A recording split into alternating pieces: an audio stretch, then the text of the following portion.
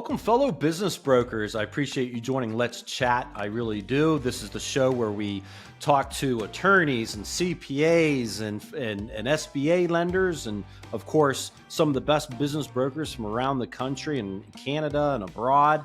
And just so we can all get better as business brokers and, we can elevate our business profession. My name is Jim Parker. I sell businesses that have gross sales between 1 million and 10 million. Today's guest is Tom Scarda. He's with the Franchise Academy. He specializes in selling franchise businesses, but brand new ones, not resales like most of us do. I'm really excited about having Tom on the air today because Tom and I had a conversation the other day about buyers' fears, and he's an expert when it comes to people overcoming their fears. He's actually written 2 books on this subject, and it's really came in a great play for him in his industry. So, Tom, welcome to Let's Chat. How are you doing today? I'm doing great, Jim. Thank you for having me on. This is an honor. I am so excited. Tell us a little about the books that you wrote. That is pretty impressive, Tom. Well, thanks. I always like to write, even though my 4th grade teacher said that I'm like the worst English speaker in history. My 4th, 5th, 6th, all the way up to senior year, and my college professors told me I couldn't write. So, at least it was your 4th grade teacher. Yeah, no, and it stuck throughout. But I was lucky enough to meet some people along my professional career who actually took me under their wing to teach me how to write. But I'm a franchise advisor and coach, and for 18 years now, I've been matching people with franchise opportunities. And I guess halfway through my career, like 2014-ish, I wrote a book called The Magic of Choosing Uncertainty. And the impetus for that book was, it was frustrating that so many people came through the process. They were excited about getting into a business of their own, and then they would fizzle out at the end. And the main reason, for the most part, is fear of the unknown. Mm-hmm. They were, we're taught to go to school and get a job, but not taught to go to school and buy a business. And so all sorts of factors happen along the way that are sort of out of our control as brokers. Things like, the guy sees the listing, he goes home, tells his wife, "Oh man, I want to buy this business," and she's like, "Over my dead body, you're buying that business, keep your job." You never hear that part of it, but that's the conversation that's going on at the kitchen table. So I wrote this book to try to help people embrace the fear, work with change, and live a fulfilled life, which is the subtitle. And that's how that all began. And I wrote a second book called Franchise Savvy, which was my experience leaving a subway conductor job in New York City, working in the subway system, buying my first franchise, building it, selling it, and being able to semi-retire at 41 years old, and then buying a second franchise called Super Suppers, which failed, and I lost almost my entire life savings on that franchise, which made me a franchise expert. And so now I try to help people do what I did the first time and not the second time. Well, a lot of times I found in life, because I've failed on a lot of things throughout my life. Sometimes you learn more from your failures than your successes, and that's what elevates you and me to a certain level, is learning from those failures, and that's just part of it. Tom, I'm really excited about having you on, because even though what you do and what I do and my fellow business brokers that listen to this show do are different. I think it all comes down to that what you're dealing with on your end with your buyers is very similar to what we're dealing with on our end with our buyers. And, you're right. Some of these conversations are not happening with us. They're happening, around the kitchen table, or, just the buyer themselves independently driving down the road or in the shower or late at night, thinking about these things. And I think you come with a wealth of knowledge. The other day, you and I were just chatting about something else, and that gave us the idea of, hey, Tom, you need to come on the show, because I think you'd be a good benefit. I would love for other brokers that do what I do to hear what we were talking about. So that's how this all came about. Maybe we can start, Tom, if you don't mind. Tell us a little bit about, your background. I know you talked about your writing and the franchise things, but how did you end up actually starting the Franchise Academy? So great question. Well, first I was a subway conductor. I worked in a New York City subway. The way I grew up was very blue collar. My parents never told me to go to school and get an education. They told me to get a city job or a government job with a pension. That's what they were concerned about. And I ended up doing that. I got a job as a subway conductor in New York City, city job. Great. You can't get fired. I mean, you just have to show up and you get paid, right? It's like that kind of thing. And the unions are great and all that. So as a young guy, I'm in this job. I'm 23 years old, and an old timer said to me, "Hey kid, this is a great job because you'll always have a shirt on your back."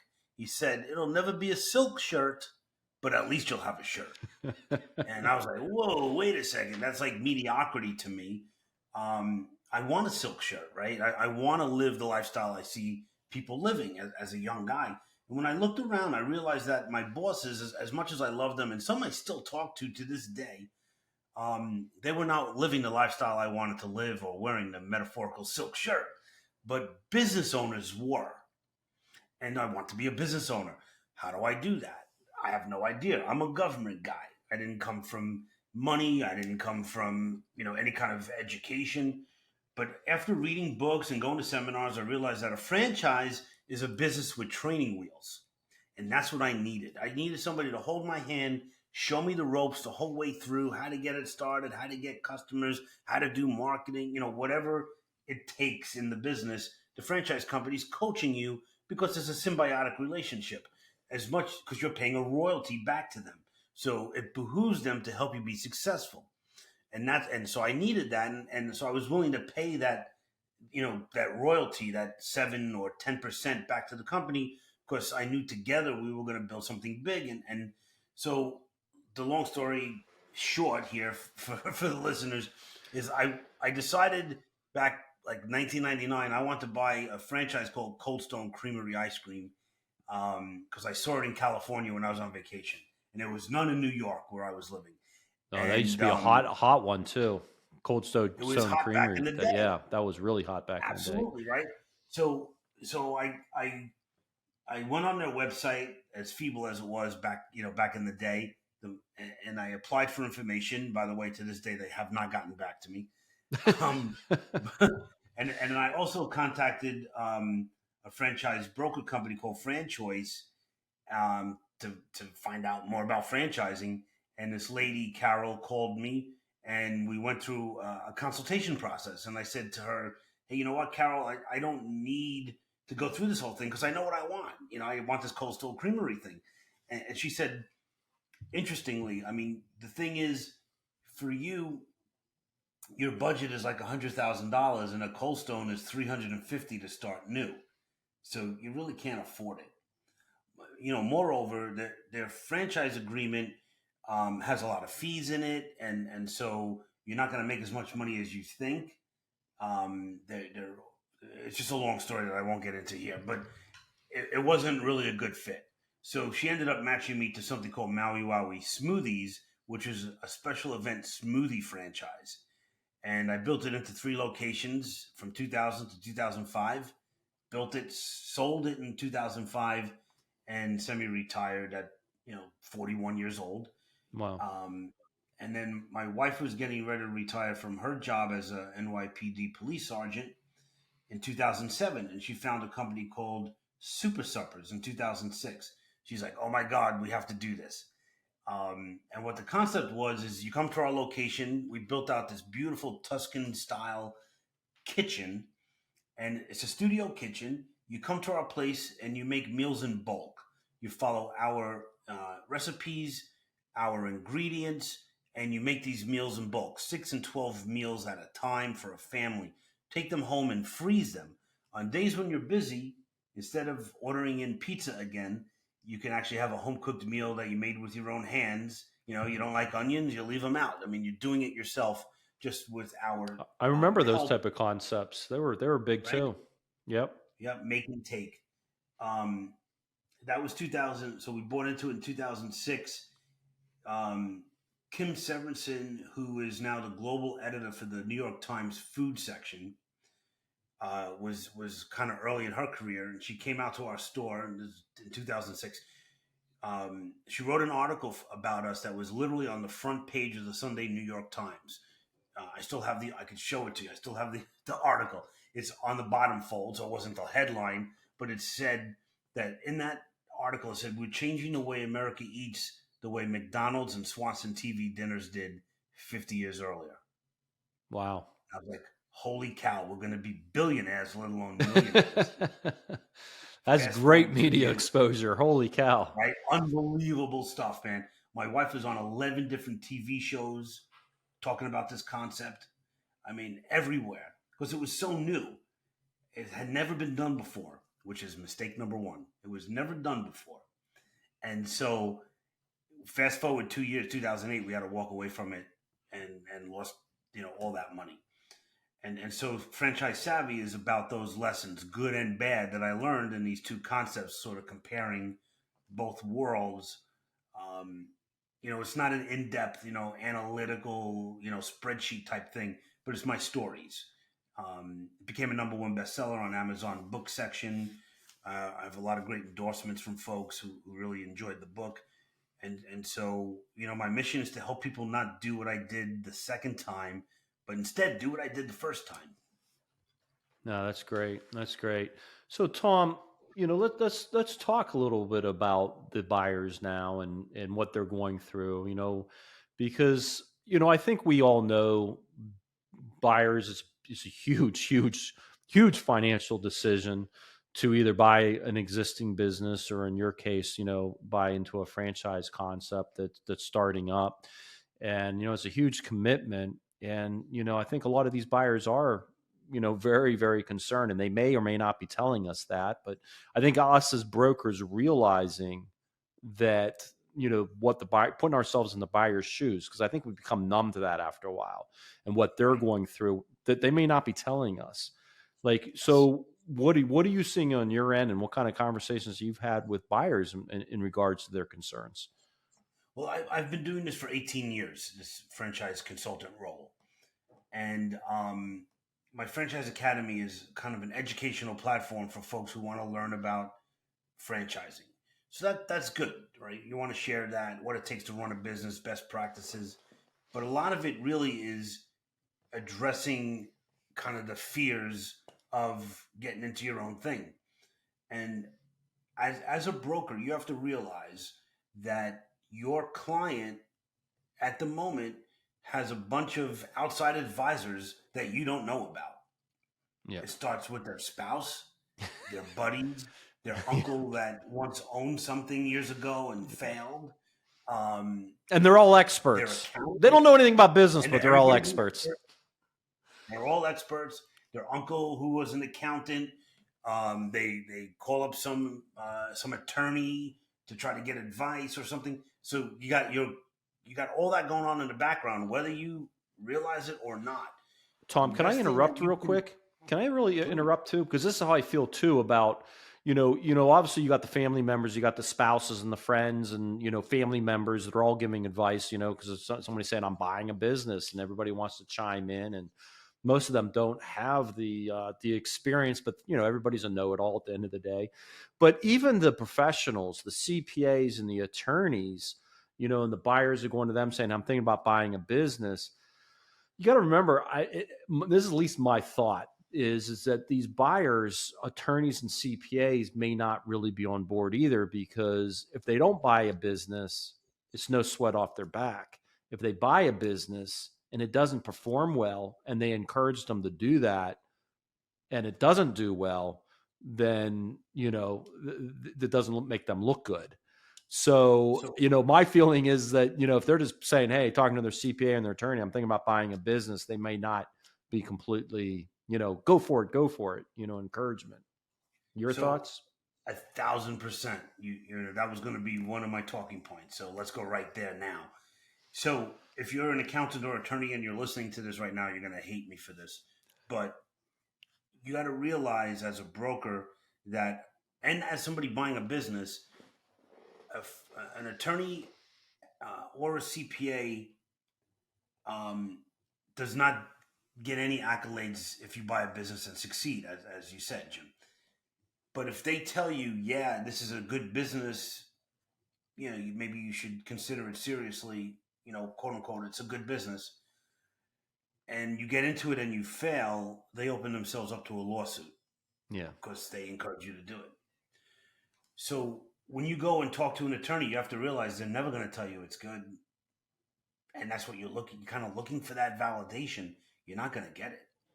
Yeah. They would be crazy to tell you to do it because it, Yeah. it gives them so much exposure. So in a way, in a very gingerly, non-combative and legal way, you have to let your clients know that. Like if you're going to sit down with an attorney or a CPA, you got to realize they only could tell you how the business has performed by the past numbers. They can't project how it's going to go for you. And it could be a great business, but if you don't have, the acumen or the personality of the current owner that you're buying it from, you may not do well. You may do much better because you're much more outgoing. So there's no way to tell the future. And so the professionals will never tell you, including, by the way, financial planners, which is another Yeah. one. Yeah. You got to realize that financial planners make money from your money. So they're going to tell you, you shouldn't spend your money. Yeah, because they want you to invest it. They It's want you to like, invest it so they can get a piece of that. Absolutely. And Tom, I just want to go on record too that I know that having a good attorney and a good CPA in your corner when you're acquiring a business as a buyer is very, very important. At least for resales of businesses. And I'm not anti-attorney and anti-CPA. I think a buyer should be talking to those professionals and be getting their advice. It is a critical part in the process. It's just that us brokers, the buyers should know what we just talked about, that it may not be in the best interest for the CPA and the attorney to be a cheerleader for actually acquiring the business. And us brokers may want to point that out so that, when they go to talk to them, that's the whole thing. But getting their advice on, is this business really, from a CPA, is this business really, making the amount of money that the seller's claiming it's making? Can we do the due diligence on that? That's all important. But they're not going to be cheerleaders. And at the end of the day, when you do hire these professionals, they're there to advise you. And I can tell you from the most successful sellers that I've worked with, because I've seen in my career, I've been doing this for nearly 25 years. I've seen some really bad businesses. I've seen good businesses. I've seen excellent businesses. The excellent businesses, those business owners have people that advise them and they're willing to take their advice. And that's how they've been able to grow. It's the know-it-all business owner that tends not to grow like the business owner that's out there taking advice from the necessary professionals. But at the same time, when they're taking that advice from the professionals, they're not just listening to everything they're saying clear cut. They're hearing their advice and then they're making up the opinion themselves. And they need to know the motivation of those, and that's what they are paying attention to. So I'm sorry I cut you off, right. Tom, but No, I'll do that a lot, by the point. way, Tom. Everybody that listens to my show knows that I cut off the guests. No, and that's fine because it's a valid point. I'm not anti-attorney and CPA either. I guess my long-winded point there was that as a broker, you need to communicate to your customer, your client who's buying the business, what the role of those professionals are. The role is not to validate the business going forward. It's to validate that it's a good business. It was a good business. It has been a good business. Here's the numbers. You could see it. But they're never going to say, I give you the blessing to buy the business. Yeah, I think that, Tom, I think that's an excellent point that, we should be, as business brokers, having those conversations with a buyer, encouraging them to talk to those professionals, but knowing that, what we just said, Right. that those professionals they're not going to be cheerleaders, but just know, hey, are they actually doing the numbers they're claiming to do? Can we do that due diligence? Right. What else do you Their think? job, I'm sorry. Their job is to give you the worst case scenario to make sure that you're okay with it. Yeah. Like you realize that if this customer, this particular vendor drops off, you're going to lose 10% of your business. Is that, just look and you know that going in. Well, that's great for me to know that. You know what I mean? So it's that kind of thing. It's an advisor. It's not someone who's going to give the blessing of the business. But so let's not beat the dead horse on that one. Yeah. No, that's an Um, excellent point, though. cool. So, Um, what other concerns do you see buyers having on your end, and how you deal with them? well, the thing, everybody wants to know, well, how much can I make? In the franchise world, it's actually against the law to tell people how much they could make in the business. Franchising is heavily regulated by the Federal Trade Commission. We fall under the same rules as the Securities and Exchange Commission, which is stockbrokers, right?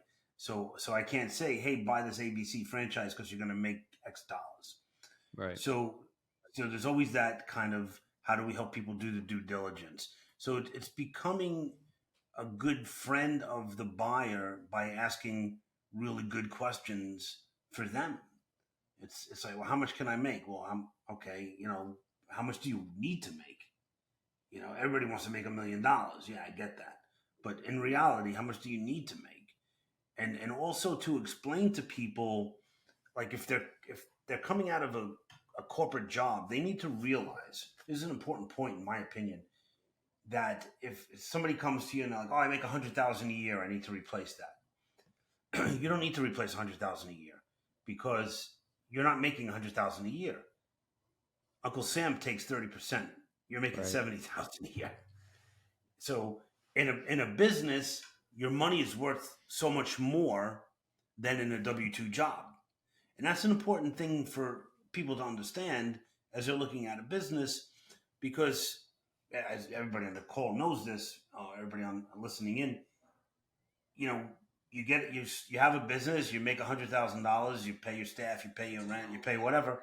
You only pay taxes on what's left after your expenses. So you're making so much. Your money's worth more in a business than it is in a job. Well, yeah. Well, So even that's even something even that, if you take, you're talking top line. Even if you take bottom line, or I shouldn't say bottom line, but after you pay all your expenses, I can say that if you've got an employee making $100,000 and a business owner making $100,000, the business owner's probably taking home a lot more money than the employee. Even bottom line after you pay all your expenses. hell yeah, So hell yeah. And it's because business owners um, are afforded all these tax benefits that the average W-2 person is not. That's yeah, what I mean. You're losing money if you don't have a business, just on the tax base. So, I have two cars. I own a business now. My personal car goes into the business expense, so because I need that for the business. My cell phone goes into the business. It's all legal. There's nothing illegal about it. So a lot of that expenses comes off of your home expenses and goes towards your business, and and you get to write it off. Um, you're still paying for it. Don't get me wrong, but you save on your taxes at the end of the year. but you're right. You touched on a point though. So we got that concept, but you touched on a point that a lot of buyers, because we do this buyers too, is they almost want to be guaranteed that they're going to be making this money moving forward. And I don't know what to tell you. You're buying a business.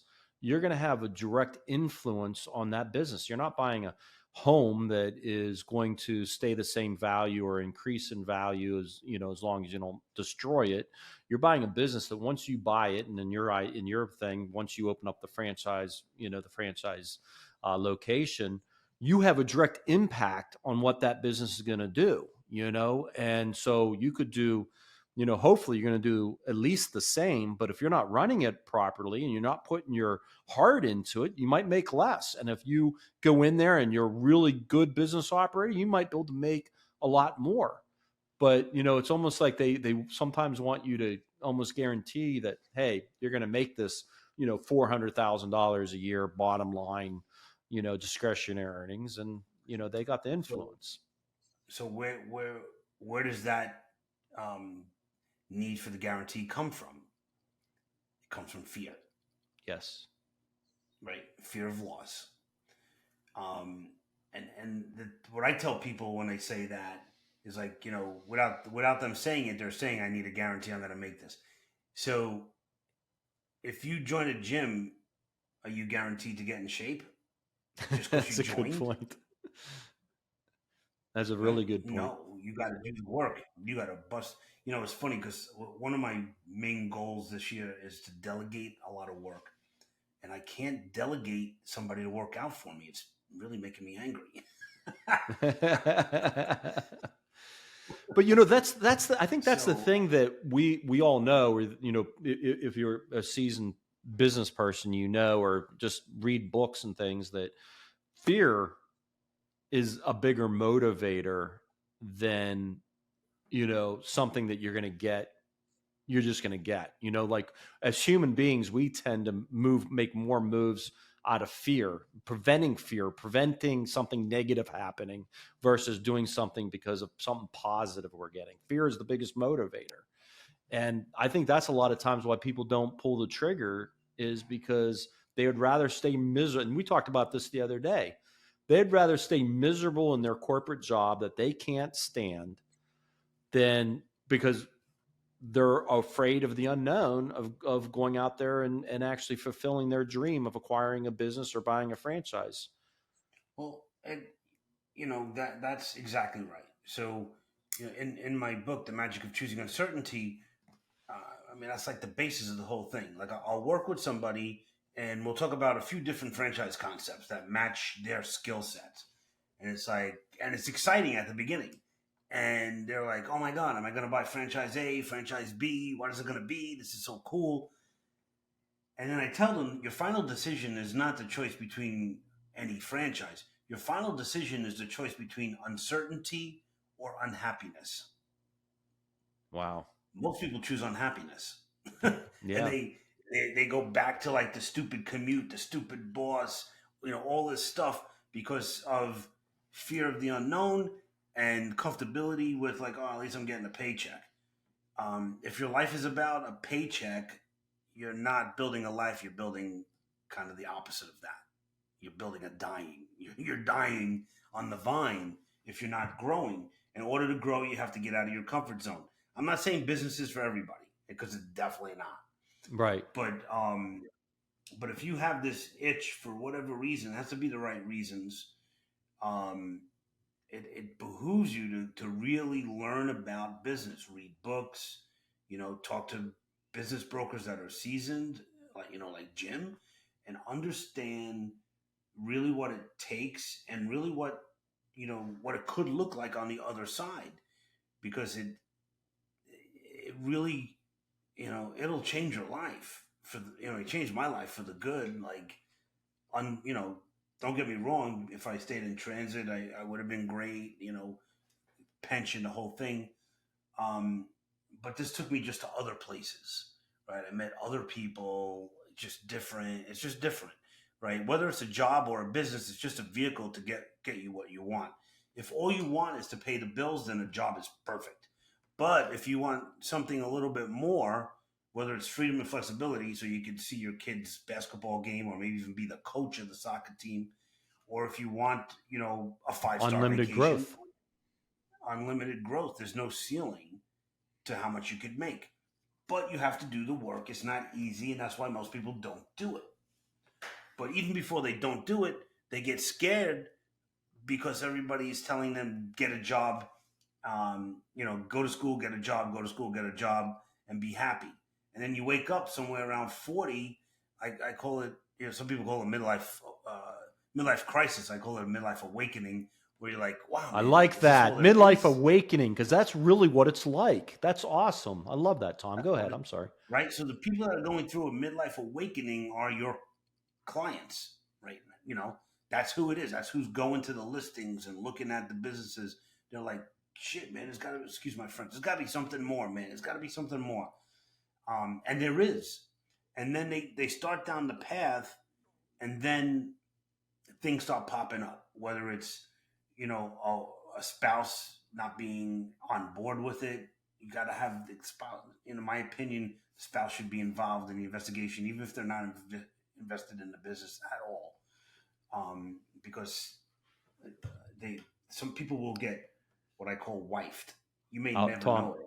Tom, I've got about mid 2000s. I had it was actually a franchise. It was a 6 location franchise that was doing really well, And I talked to the buyer the first time I talked to him. He was like, "I've always dreamed about owning my own business," and because I asked, "Why are you looking?" And he's like, I've always dreamed about owning my own business. This is perfect because I want to expand. I want to open up more locations." He was really worried about, the rights to the territory and da da da da. And we ended up going under contract. And within a couple of weeks of going under contract, he called me up and he goes, "Jim, I got to pull out." And I go, "Why?" And he goes, "I just want to be honest with you," because we had a good relationship going. He goes, "I just want to be honest with you.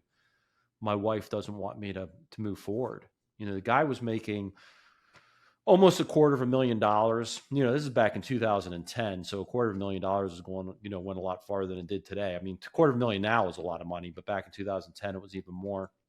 And he had 401k, he had health and dental, he had the whole thing, and he had a couple kids, and the wife was worried about the uncertainty.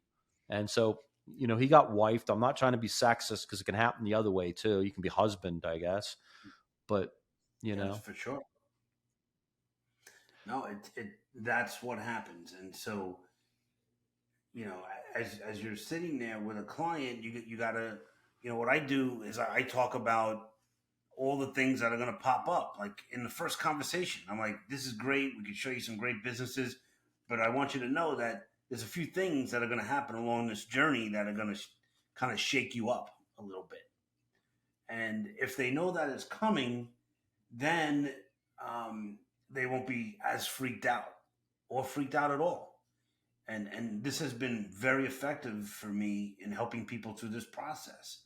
So even like when I was buying my smoothie franchise, I had this great job, in the transit authority in New York City, and my father was a New York City police officer, retired, and he said, "Are you like crazy?" I mean, he used very elaborate words, but it's like, are you stupid? Like, why would you even do this? You're set. You got this great job. Because, and by the way, who's going to buy smoothies in the winter in New York? And he didn't know because he didn't know the business. Turns out that actually we did better in the winter than we did in the summer. Wow, But really? Why? he, yeah, because in the winter we had indoor locations like the Jacob Javits Convention Center. If you ever Oh, walked around like the boat show or any kind of convention, after a while you get dried out, right? It's the blowers are blowing this hot air, and you go to the cafe and they got soda, water, coffee, and that's it. nice refreshing Then you smoothie. turn the corner and you see the smoothie, and the smoothie at that time was $4, and a bottle of water was $3. So they're like, "Oh, let me just grab the smoothie." It's like, we had like fresh fruit hanging, and everybody's employees are wearing Hawaiian Yeah. shirts, and there's reggae music playing. So we're selling like a vacation in a cup, and so we did really well. Fast forward into the summer, we did fine, but the competition was so much greater. The ice cream guys out, the beer guys out, Yogurt. Yeah. Dippin' Dots, lemonade stands, and all that. So we did really well in the winter. So I had to ask you that. I was curious. So, but anyways, the buyers, so I mean, so you had a fellow employee saying, "What? Are you crazy? You going to do this?" And that goes back to what we were talking about, is all these people advising buyers. But I think what you're saying is so true, that when you're talking to a buyer early in the process and you're pointing out things that are going to pop up down the road, as far as their emotions and their fears are going to pop up, that when they do pop up, they're like, "Ah, Tom told me that I was going to feel this way, or Jim told me I was going to feel this way."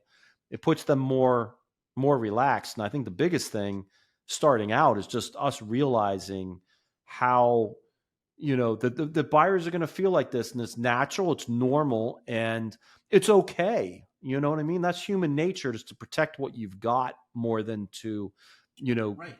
take the risk to gain more. That's natural. Well, it's anytime you're trying to move to a better thing in your life to affect your life or people around you for the better, you're gonna come up against resistance. Hmm. There's a great book written by Stephen Pressfield, who wrote The Legend of Bagger Vance. If you ever read that book or saw that movie with um, Smith. I just blanked out. Oh my God, Will Smith. So he also wrote a book called The War of Art. And what he talks about is every time you have a goal to go up, um, I just want you just have to know that forces come against you to make it difficult. And if you want to go backwards, if you want to quit and just quit your job in corporate and go work at McDonald's, there'll be nothing that'll stop you from doing that. But if Right. you want to quit your job and buy a business and help people and create jobs and a tax base in your community, all sorts of stuff is going to come against you. I highly recommend the book. It's actually a little bit more than a pamphlet. So, pick it up on Amazon or wherever. It's called The War of Art by Stephen Pressfield, and understand the challenges that come up not only in your buyer's life and your seller's life, but in your life too. And I challenge all the brokers that are listening to think about every deal that they've ever had that didn't go through. They'll come up with only 5 to 7 reasons. Figure out those 5 to 7 reasons, write them down, and address them with every single new client that calls you. And not right away, but through the process. Make it part of the process. Like, hey, you know what? How does your spouse feel about this? That's the question I now ask since that deal fell apart. Is when I'm talking to a buyers, how does your spouse feel? Are they on board? What Right, are their thoughts? I'm like asking a lot of follow-up questions about, everybody else. And are you really right. So ready to how make did this? Are you? you really ready to walk away from, a job that you have secured? I mean, those are all questions you got to ask now, Tom, that I didn't ask back then. Right, right. And then it's like, so what do you do for work? Oh, I'm XYZ. Oh, how'd you choose that? You know, and figure out how they got into that. Usually the job chose them, they didn't choose it. And that's why they're calling you because they're frustrated now 20 years later. But then ask what their parents did when they were growing up. Because if their parents were, like my parents, civil servants, they're against having you go out and do business. If your parents were, teachers or professors, they're going to be of the same kind of thought pattern. But if the parents actually had their own business, also, then they're going to encourage their kids to go into business too. So it's good to have that background. Plus, a big part of it, as you know, is just the bonding and rapport with the client. Yeah. And by asking these questions, it makes them feel like, oh, this person really cares. And you do care. You want them to go into the right business and make some money and refer you. And a good question to also That ask is, should be one of the well, another good question to ask too is because those are all great questions, Tom. This is really good insight. Another good question to ask is, where do you want to be in 5 years, 10 years? So you know what their hopes and dreams are. What do you want for your life? Are you, looking for something that, like you said earlier, giving you more time off? Or are you looking for something that you can grow and build it really big? And we a lot of times as brokers, we all think all buyers, all they want to do is buy a business and they want to expand and make more money. And sometimes that's not the case. Sometimes a buyer just wants to take more control of their life and have more, have more flexibility. So knowing those motivating reasons when they do get uneasy, you can go back to them and say, hey, you remember when we first started talking, you said you wanted to do this and you wanted to do that. And, and you're reminding them of the life that they do want to live instead of, like you said, staying stuck where they are. What did you say that choosing between? you you choose yeah, you're choosing between uncertainty or unhappiness. I love And that. and I love your question, and I'll expand on it. The question that I ask, I usually do this at the beginning of the relationship and then towards the end when they're getting ready to close. Is if you were my client, I would say to you, Jim, um, if you and I sat down together, literally face to face, and had lunch 3 years from today, 3 years from today, we're sitting down. What would have to happen in your business, both personally and professionally, so you could look me in the eye and say, Tom, I'm happy? That's awesome. Right. So they're going to lay out a future cast. right? I encourage my folks. Actually, I don't encourage them. I make them write that down and send it to me, and I keep it in the file. So when the deal starts going sideways, I'll say, so Jim, you had said that coaching your daughter's soccer team was really important to you. Is that not a priority anymore? Because if it's Yeah. not, that's fine. But I'm not here to sell you or anything. But I'm trying to help you get to the next level in your life, right? You should say that up front too. Is like, this is not about selling you a business. This is about helping you expand your life and get out of your comfort zone, because you'll never be able to expand without being uncomfortable. It's just a fact. You're absolutely right. I mean, you think about anything good that happens in life.